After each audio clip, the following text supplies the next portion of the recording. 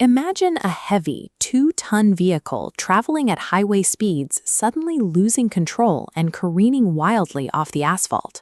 Common sense suggests that stopping that mass safely requires a fortress, something massive and immovable. But stopping the car instantly doesn't stop the crash. The vehicle's kinetic energy has to go somewhere. When a car hits a rigid wall, energy remains trapped, transferring directly into the human body as a deadly surge of G-force.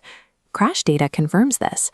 Concrete barriers cause the highest injury severity, increasing injury probability by over 12% compared to flexible options.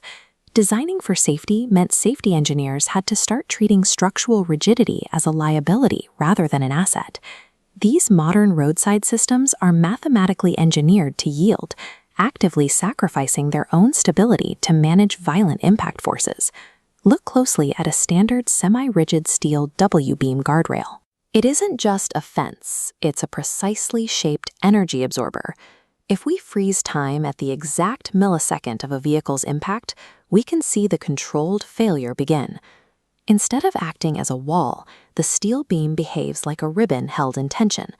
That distinct corrugated shape allows the steel to crumple, flatten, and stretch, absorbing the vehicle's kinetic energy along its length.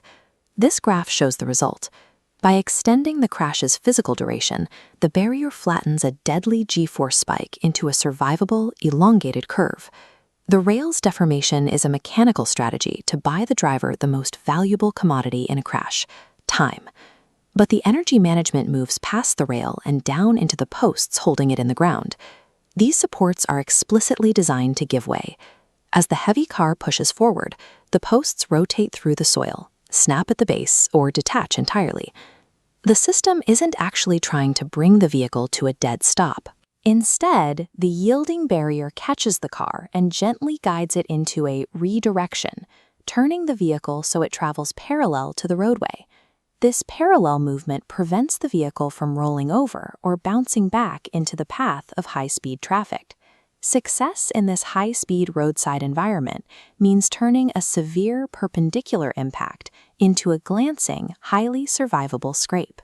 Highway safety operates on a spectrum of flexibility, with engineers choosing different tools for different environments. Wire cable barriers are the most flexible option. Because they can stretch so far, they have the lowest injury rate of any roadside system.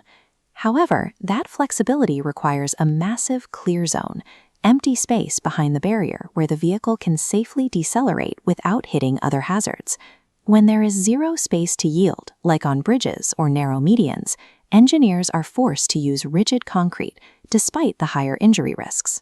Every roadside installation is a balance between the life-saving physics of flexibility and the geographical realities of the road.